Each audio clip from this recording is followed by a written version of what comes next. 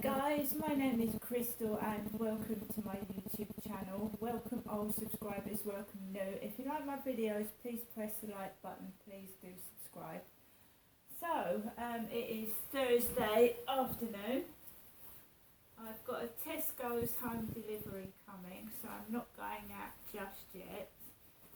Alexa, we'll wait till Alexa warms up because I've just switched her on and off.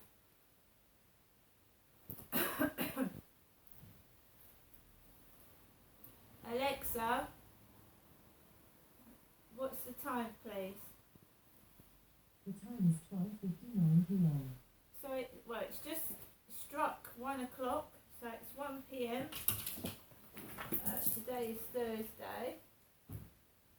And I am at home, where I have been since I walked Max, my dog, this morning. When I came home from the field walking Max, I was not in a very happy mood. I was quite depressed. I've told you that I've actively tried to get help. Everybody goes through bouts of depression, bouts of feeling like, especially when you live by yourself, you go through like bouts of depression and feelings that sometimes you need a bit of help with.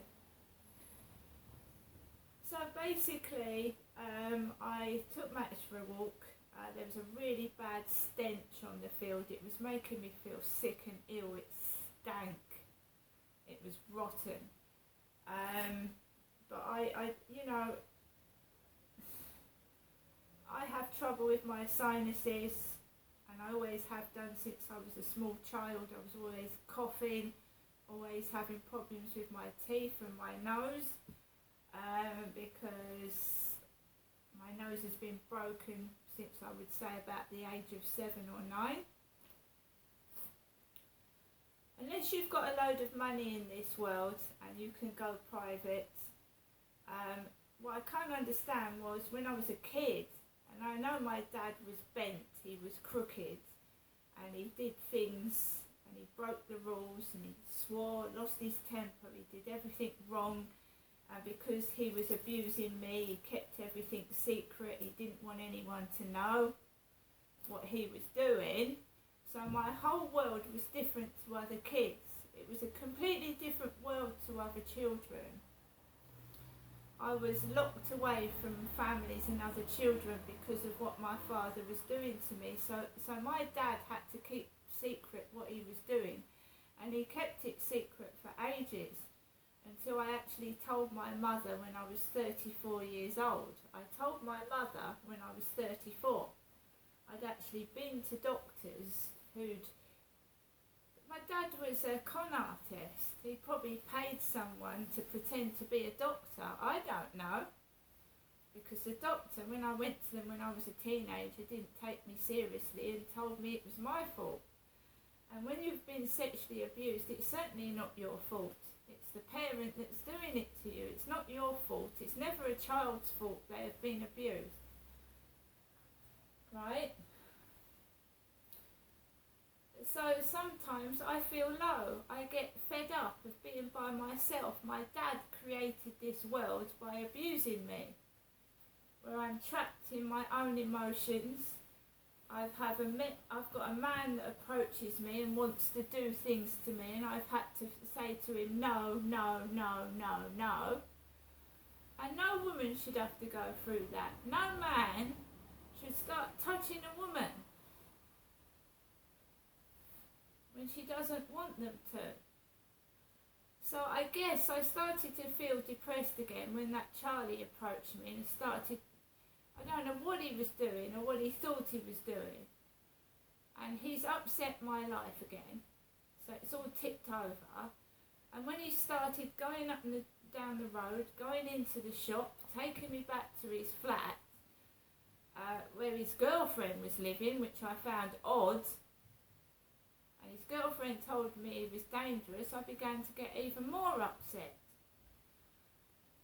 Now I just feel that I'm stuck in a bubble where I have to keep myself safe and away from other people because, men start touching me when I don't want it.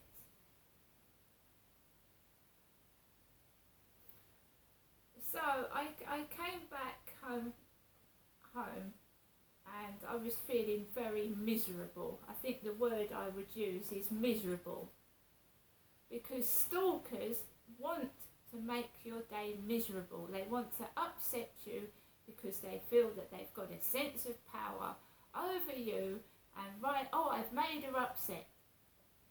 So when I start to get messages, how are you dear, which is patronising, right? Patronising. How are you dear?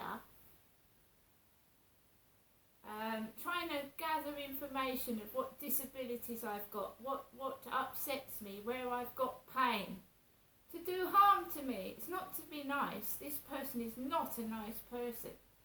They're horrible and they're wicked and they're evil. They are a sadist, they are a stalker, and they're not very nice at all. Whether it's a man or a woman, I've got no idea. Or more than one. I might have more than one stalker. So I get home and I'm keeping quiet. I'm not ringing anybody. I'm not talking out loud, only when I'm doing YouTube videos. And basically I got a call where I had to ring Barclays Bank.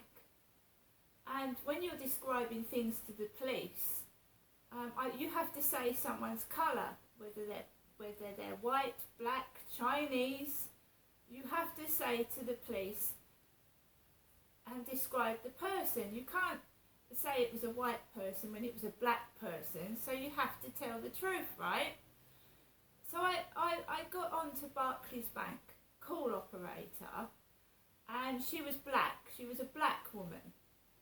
And she started talking like my mother Jennifer to me, when my mum talks to me on the phone in the morning. You know, you're Crystal, yes. How would you like me to address you? I said, call me Crystal. She said, what do you want to do today? I went through about 15 questions relating to who I was, my birth date, my mother's maiden name, blah, blah, blah, blah, blah. And she kept going, it was a black woman on the phone. You can tell by their speech. I got off the phone. It didn't make me happy. It didn't cheer me up. It made me feel more miserable, because my mum, when she rings up, hello, Ginestra. And my name's Crystal, right? So my son rang me, and I told him that I felt depressed. I told my son I was feeling depressed, and quite naturally, I mean, I was worried about my son. I was glad he called me. I haven't heard from him for about a month. So when he called me, I said to him, I said, how are you? And then he said back to me, how are you? I told him that I was depressed. And I didn't phone him to tell him I was depressed. He asked me how I was feeling. And I'm not going to lie, I hate where I'm living. I've got more noise, more stress, and I just want people to leave me alone and let me live my own life without interfering. I don't think their jokes are funny. I don't think the pornographic pictures I'm being sent is normal. I don't think the police are doing their job properly. I'm speaking to you now and my phone's gone off. My phone's gone off again. Now we've got a flirt finder message, guys. Here we are, 108. I'm just talking to you guys on YouTube. 108 flirt finder. It's driving me round the bend. It's irritating, it's annoying, they're a liar. They tell lies, they bullshit. They wind your head up in knots. I'm stuck here alone by myself most of the day with no company, just getting messages, pinging phones and annoyances. Local member alert. We found someone we thought you should meet. Bashful encounter lives less than 30 miles away from you and is looking for someone like you. October 23, 108. My son's advice was to, like, I've got family, I've got people that care about me, just to keep like carrying on, and I said I'm going to get some real help. I've got a Tesco delivery man coming. It's usually a guy, a man. There's someone in next door. They're in. They've just moved in. There's someone in next door. I just feel that I would like to go into sheltered accommodation where basically there is someone at a desk. Whenever you feel unsafe or there's a problem, you can go to somebody like security. I feel now that it's got to the stage where this stalker is now affecting every aspect of my life, when I get up in the morning to when I go to bed, and they are trying to destroy me. And I also believe they're dangerous and are quite capable of physical harm. I've just been downstairs to get my post. This is from Snodland in Kent, Snodland. They're making everything up as they go along. They ask me where I'm from. You know, it's actually quite frightening when you begin to question, is your post real? After someone asks you where you come from or whatever, and you just get random posts that you haven't had in ages. So this is from Icosa Water. Icosa, I-C-O-S-A Water.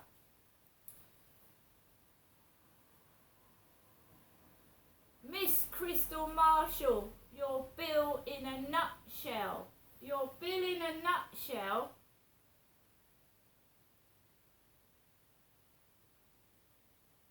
My monthly payments for water, this is water usage in the UK, is £55 a month. They're saying that I'm £106.63 in debits at the moment.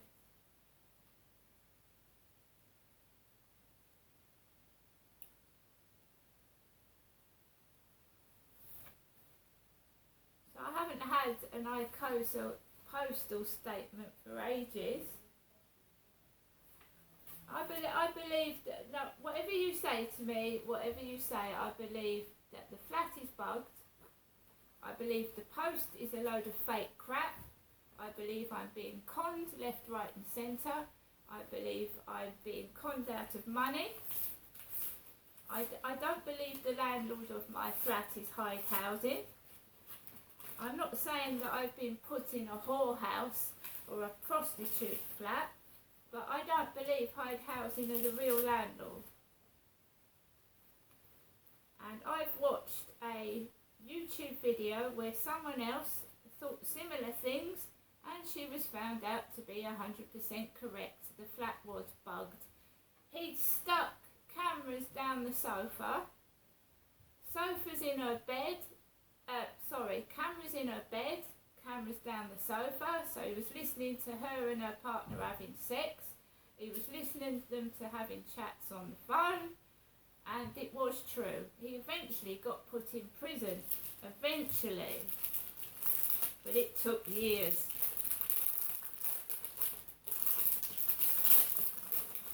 So we have Young Lives versus Cancer. Welcome to the team. Remember that my mum Jennifer, who lives in Chatham, had a mental health team working for her. My mother had a mental health team, and one of them was called Ben. Welcome to the team. Cold water challenge. So that's unusual, coming at once. Two items to do with water. Thank you, the cold water challenge.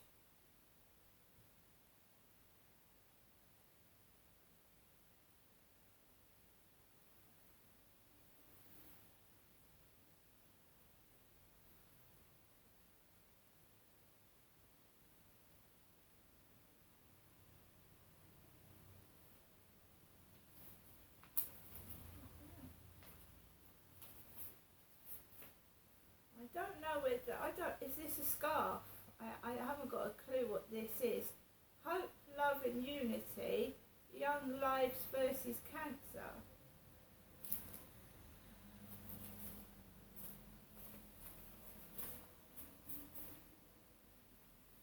How can you find a partner the way that I'm living? How can you find some support the way I'm living? I can't get anybody to help me.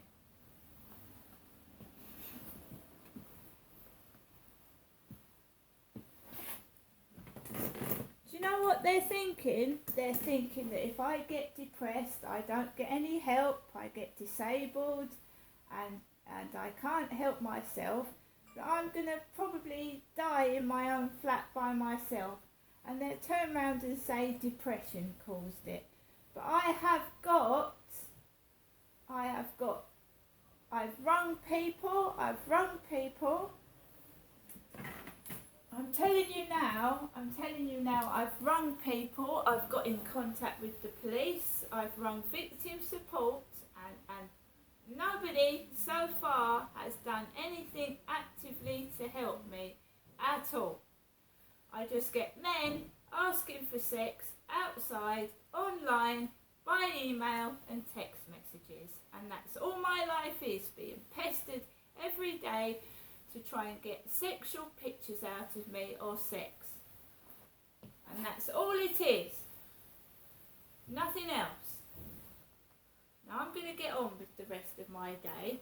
And I've come to the point where, yes, I would like some help. I would like someone to come out and hear that these flats aren't soundproof. I would like someone to come out and check the photos I've been sent of pornographic images. And I want someone to do something about it. Because the pornographic images are making me sick. They make me want to vomit. And who would send something like that? If someone doesn't do something, I will get on to the local councillor. I will keep pestering someone till they do something. See you later.